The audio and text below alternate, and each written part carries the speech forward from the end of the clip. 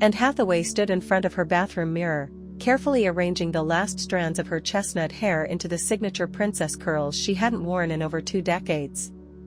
The invitation to the Metropolitan Children's Hospital annual charity ball lay on the marble counter, its gold lettering catching the light.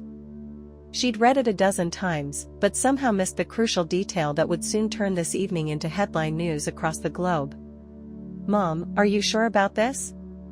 15-year-old Jonathan poked his head into the bathroom, his eyes widening at the sight of his mother in a powder blue ball gown that seemed to have stepped straight out of a fairy tale. "The tiara is, different." And adjusted the delicate crown, a perfect replica of the one she'd worn in The Princess Diaries. "Different is good. Besides, the invitation said a night of magic. What's more magical than Princess Mia Thermopolis?" What Anne didn't know was that a night of magic referred to the hospital's new pediatric magician program, not a costume theme. Her husband Adam Schulman had tried to tell her earlier that evening, but a poor phone connection and his rushing between meetings had led to a crucial misunderstanding. "Honey, it's not a static tum party." "What? You're breaking up. Did you say it's a costume party?" "No, I'm saying it's not a call drops." Now, as her town car wound through Manhattan's glittering streets toward the venue, and was blissfully unaware of what awaited her. She'd spent weeks planning this surprise, working with her old costume designer to recreate Mia's iconic transformation look. The plan was perfect. She would make a grand entrance, bringing joy to the children who would be attending the charity event, and maybe even auction off a princess lesson to raise extra funds for the hospital. The car pulled up to the red carpet, and Anne could already hear the excited buzz of photographers. Her heart raced with anticipation. She hadn't felt this nervous since her first premiere. As her door opened and she stepped out, there was a moment of complete silence. The kind of silence that falls just before either disaster or magic. The flashbulbs exploded in a frenzy of light. Anne blinked, finally taking in the scene before her. Her stomach dropped. Everyone, absolutely everyone, was in formal modern evening wear. Not a costume in sight. George Clooney, elegant in a classic tuxedo, stopped mid-interview to stare. Meryl Streep, stunning in a sleek black gown, brought her champagne glass to a halt halfway to her lips. A young reporter, recovering from the initial shock, thrust a microphone toward her. "And, why have you been wearing this look since 2001? Without missing a beat, channeling every ounce of Princess Mia's spirit, and lifted her chin and replied with perfect royal poise, "It's not a look. This is me every day." The crowd erupted in laughter and applause, smartphones already lighting up with tweets and posts. #PrincessIsBack started trending within minutes. But as Anne made her way down the carpet, gracefully waving to the crowds, her mind was racing. This wasn't at all what she'd planned, it was better. Because walking into that ballroom, she saw something that made her heart stop. In the corner, separated from the main party by a glass partition, was the children's ward viewing area. Dozens of young patients in wheelchairs and hospital beds were watching the proceedings on large screens. And when they saw Princess Mia walk in, their faces lit up with a joy that no planned event could have orchestrated. And felt tears pricking at her eyes as she made her decision.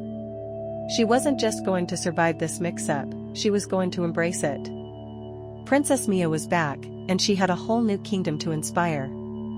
But what she didn't know was that this magical mistake was about to set in motion a chain of events that would change not only her life but the lives of countless others.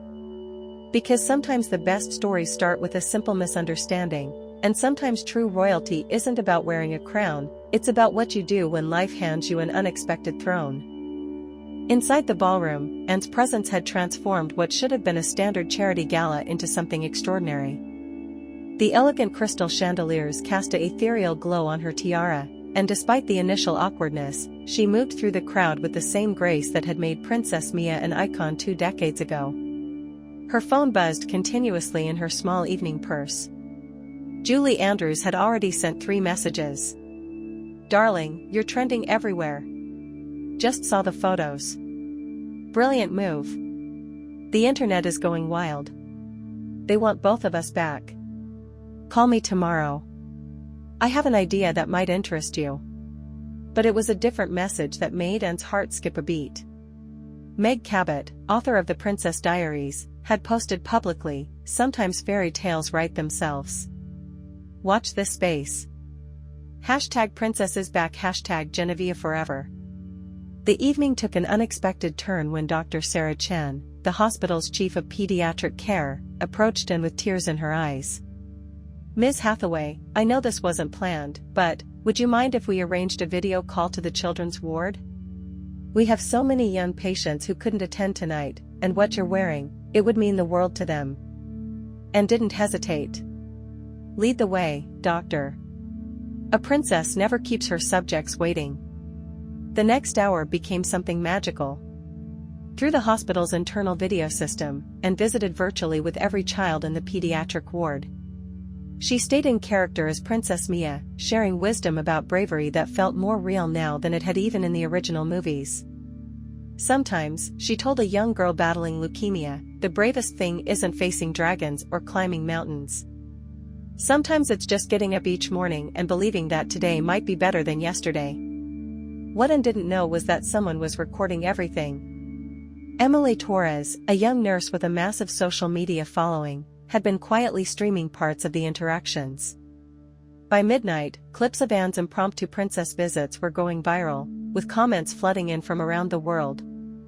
"This is what we need right now. Pure magic." Loudly crying face crown. "She hasn't changed a bit.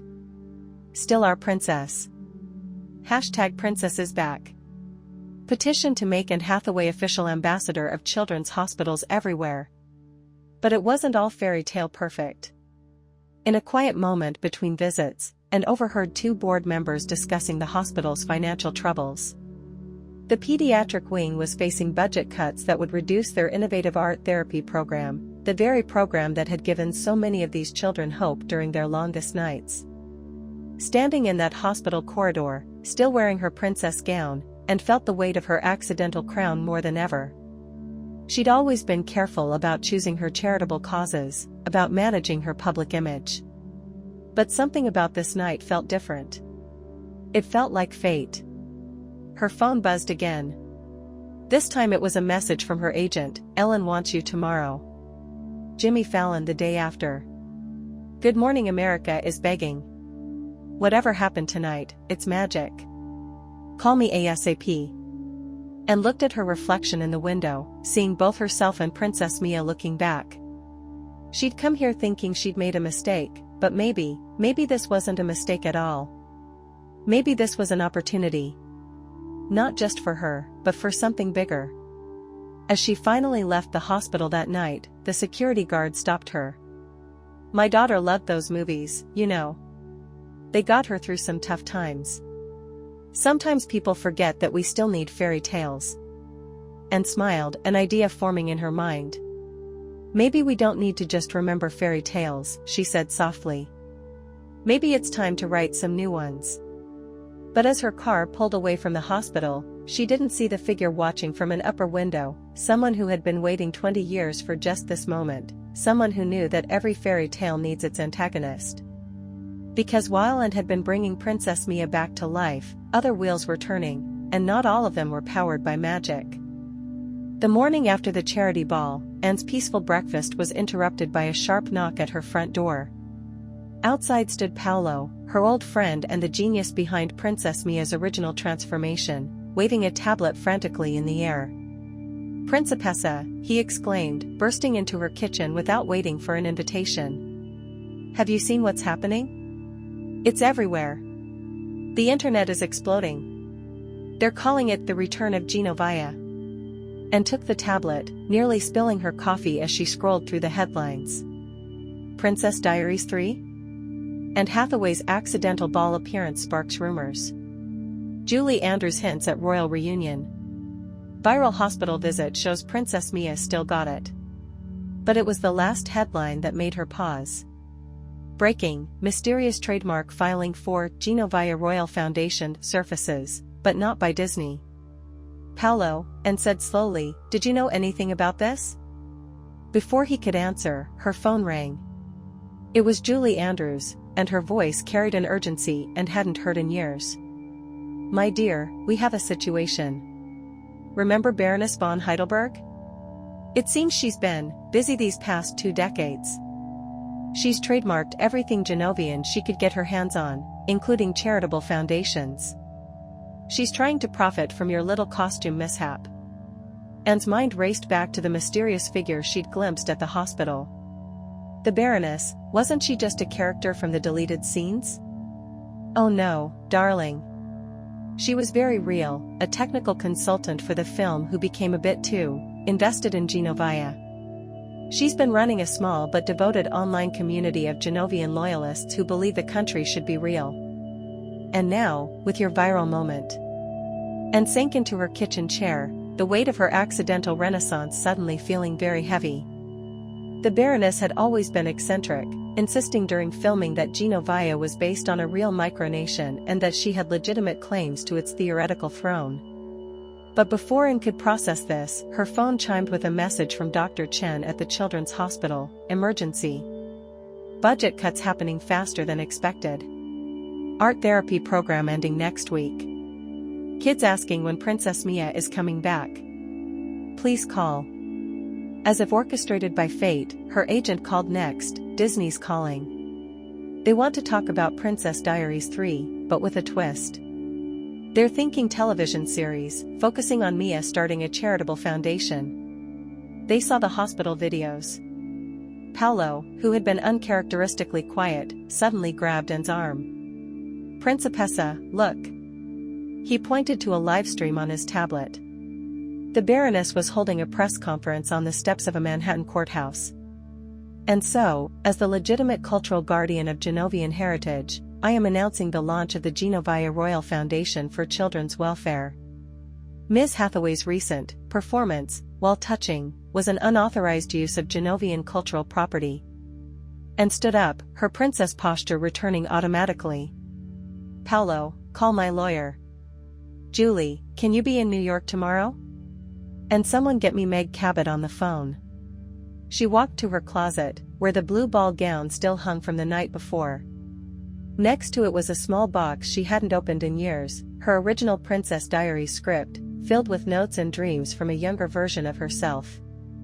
If the Baroness wants to talk about legitimate claims, Anne said, reaching for the box, let's show her what a real princess can do.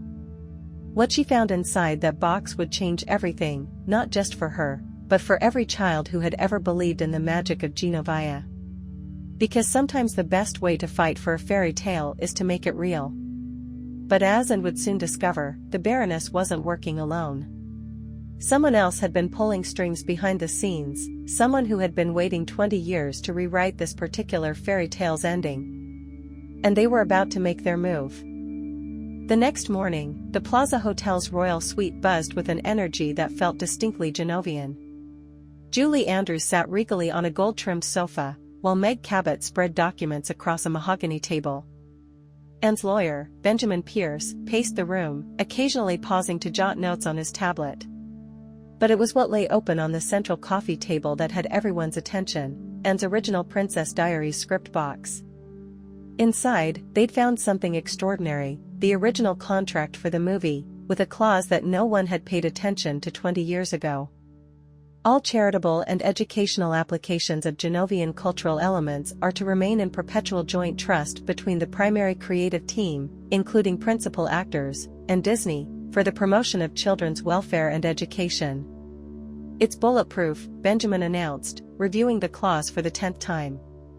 The Baroness can't claim exclusive rights to Genovian charitable ventures. She was just a consultant, you, and, are legally part of the creative trust. But Anne was barely listening. She stood by the window, watching a group of young girls below on the street. They were dressed in homemade Genovian outfits, holding signs that read "Long Live Princess Mia" and "Save the Children's Hospital." Her phone hadn't stopped buzzing since dawn. The hospital situation had leaked, and social media had exploded. #SaveGenovianDreams was trending worldwide. Children's hospitals across the country were reporting that their patients were asking for Princess Mia visits. Julie Andrews cleared her throat, drawing everyone's attention. While Benjamin handles the legal side, I believe we have a more immediate concern.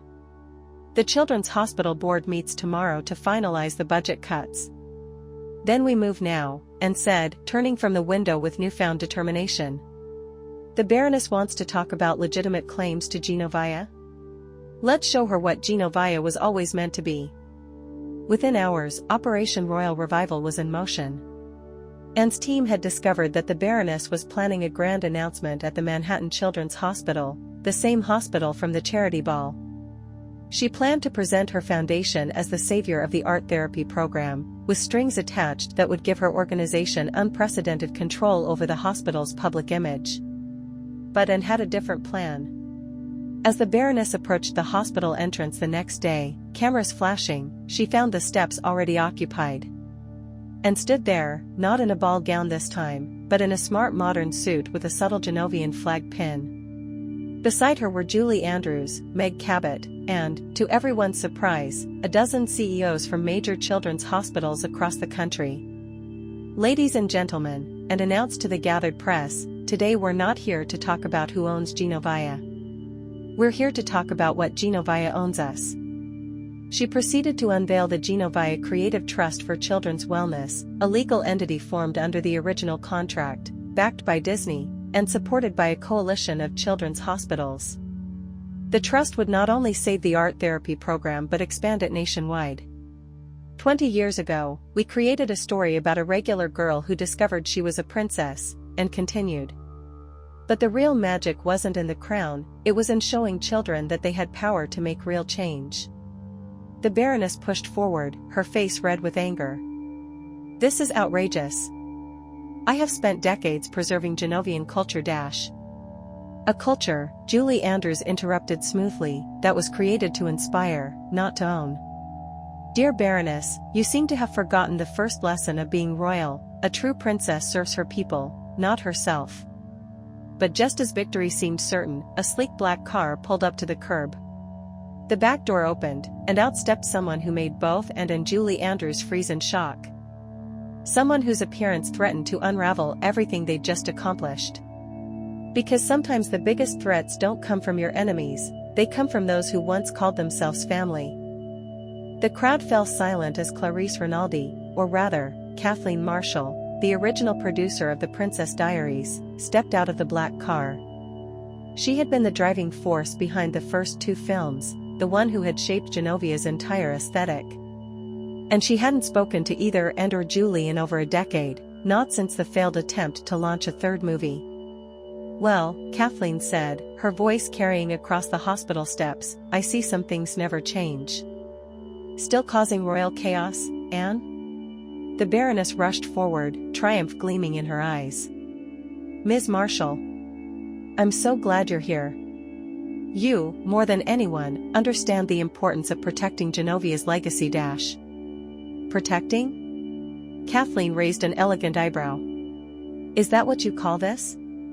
She pulled out her phone and played a clip, young patients from the children's ward, their faces falling as they learned the art therapy program was ending. Because from where I stand, it looks more like stealing. And stepped forward, heart pounding. Kathleen, Save it, Kathleen interrupted, but there was a hint of a smile playing at her lips. I didn't come here to fight. I came here because last night, my granddaughter showed me something. She held up her tablet, displaying the viral video of Anne's hospital room visits. She said, Grandma, this is what Genovia was always supposed to be about. The Baroness sputtered, but the trademark will be released, Kathleen announced. I've already spoken with Disney's legal team. The Baroness's claims were partially valid because I had signed some preliminary paperwork with her years ago, during pre-production. That ends today. Julie Andrews moved to stand beside and, placing a gentle hand on her shoulder. Perhaps it's time we all remembered why we created Genovia in the first place. And looked at the growing crowd, journalists, hospital staff, young fans, and patients watching from windows above. In that moment, she knew exactly what needed to be done. You're right, she said, addressing everyone. Genovia was never about trademarks or legal claims. It was about believing that one person could make a difference. And that's exactly what we're going to do. Over the next hour, Anne and her team unveiled the full scope of the Genovia Creative Trust. It wasn't just about saving one hospital's art therapy program, it was about creating a nationwide network of creative therapy initiatives. Disney had agreed to dedicate a percentage of all Princess Diaries merchandise sales to the trust. Major hospitals were signing on as partners. But the real surprise came from Kathleen. The third movie, she announced, it's time. But not like before. This time, we tell the story of a princess who discovers that real power isn't in a crown, it's in the ability to make change in the real world. And, Julie, what do you say? The Baroness, seeing her plans crumbling, made one last attempt. But the cultural heritage dash will be preserved, and cut in, through every child who learns that they have the power to make their own magic. Through every art therapy program that helps a young patient find their voice. Through every act of kindness done in the spirit of Genovia. The crowd erupted in cheers. Above, children pressed against the hospital windows, waving makeshift Genovian flags. Social media exploded with the news, #Genovian Dreams Forever trending within minutes. 1 month later, and stood in that same hospital's art therapy room, now expanded and renovated, watching children create their own versions of Genovia. The Baroness, in an unexpected turn, had agreed to channel her passion into becoming the Trust's historical consultant, documenting the real-world impact of Genovia's legacy. Julie Andrews sat beside a young patient, teaching her the proper way to wave like a princess. Kathleen was in the corner, filming preliminary footage for the new movie. And Anne watched it all with a smile, remembering that night when she'd mistaken a charity ball for a costume party. Princess Mia, a small voice called. A young girl in a wheelchair held up a painting, a castle that looked nothing like the one from the movies, but somehow captured everything Genovia was meant to be. Do you think I could be a princess too? And knelt beside her, straightening an imaginary crown on the girl's head. My dear, you already are. Because being a princess isn't about wearing a crown or living in a castle. It's about seeing the magic in the world, and helping others see it too. Outside the hospital windows, the sun set on Manhattan, casting a golden glow that, if you looked at it just right, might have been Genovian sunshine. Because sometimes the best fairy tales aren't the ones we read about, they're the ones we create ourselves, one small act of kindness at a time. And somewhere, in the heart of every person who ever believed in Genovia, a princess smiled and whispered, "Long live the princess in all of us." Tell us in the comments what part of this story impressed you the most. If you liked it, please like, subscribe, and ring the bell so you don't miss the next videos. See you in the world of incredible events.